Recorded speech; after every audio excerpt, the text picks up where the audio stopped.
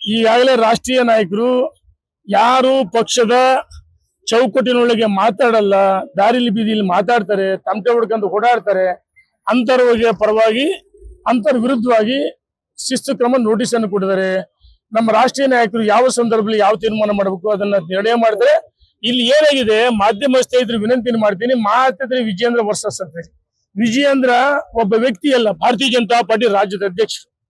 ಇಲ್ಲಿ ರೇಣುಕಾಚಾರ್ಯ ಅಥವಾ ನಾಗರಾಜು, ಮರುಸ್ವಾಮಿ, ಸಪ್ತಗಿರಿ ಶಂಕರ್, ಜಗದೀಶ್ ಚೌಧರಿ ಅಂತಲ್ಲ.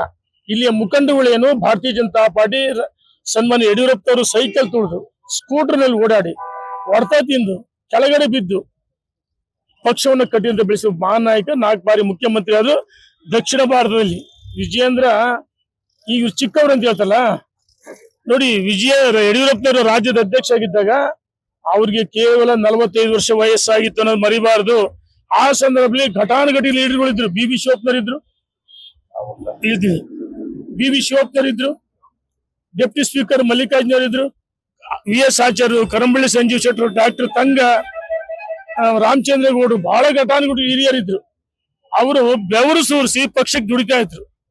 ಆ ಎಲ್ಲ ತಪಸ್ಸಿನ ಪ್ರತಿಫಲ ಯಡಿಯೂರಪ್ಪನವರು ಅಧ್ಯಕ್ಷರು ಮಾಡಿದ್ರು. ಯಡಿಯೂರಪ್ಪನ ಪಕ್ಷವನ್ನು ಕಟ್ಟಿ ಅಧಿಕಾರಕ್ಕೆ ತರಲಿಲ್ವಾ? ಭ್ರಷ್ಟಾಚಾರದ ಹೋರಾಟ ಮಾಡಲಿಲ್ಲ? ಬಹಳಷ್ಟು ಜನ ಹಿರಿಯರಿದ್ರು, ಯಾಕೆ ಬೇಕು ಕೊಟ್ರು ಅವರಿಗೆ? ನೋಡಿ, ಇವರು ವಿಜಯೇಂದ್ರ ಅವರ ವಯಸ್ಸಲ್ಲ, ಅವರ ಅನುಭವ, ಅವರ ಸಾಮರ್ಥ್ಯ, ಇಡೀ ರಾಜ್ಯದಲ್ಲಿ ಅವರದೇ ಒಂದೊಂದು ವ್ಯಕ್ತಿತ್ವ ಇದೆ. ಮಾಸ್ ಲೀಡರ್, ಕೇವಲ ಒಂದು ವರ್ಗಕ್ಕೆ ಸೀಮಿತ ಅಲ್ಲ, ಮಾಸ್ ಲೀಡರ್ ವಿಜಯೇಂದ್ರ. ಅವರ ನೇತೃತ್ವದಲ್ಲಿ 17 ಲೋಕಸಭೆ ಗೆದ್ದಿದ್ದೀವಿ. ಪಕ್ಷದ ಸದಸ್ಯತ್ವ ಅಭಿಯಾನ ಅಥವಾ ಮತ್ತು ಇವತ್ತೇನು ಸಂಘಟನೆ ಆಗ್ತಿದೆ, ಮೂಡ ಪಾದಯಾತ್ರೆ ಯಶಸ್ವಿಯಾಗಿದೆ, ಅದು ವಿಜಯೇಂದ್ರ.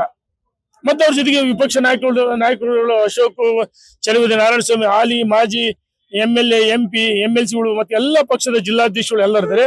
ನಿನ್ನೆ ದಿವಸ ವಿಶೇಷವಾಗಿ 21 ಜನ ಜಿಲ್ಲಾಧ್ಯಕ್ಷರು ದೂರು ಕೊಟ್ಟಿದ್ದಾರೆ, ಪತ್ರಿಕಾಗೋಷ್ಠಿ ಮಾಡಿದ್ದಾರೆ. ಇವತ್ತು ಎಲ್ಲರೂ ಸೇರಿ ದೂರು ಕೊಡ್ತಾರೆ. ಏನು ನಿರ್ಣಯ ಮಾಡ್ಬೇಕು ಅವರೆಲ್ಲ ಮಾಡ್ತಾರೆ, ಕಾದ್ ನೋಡಿ.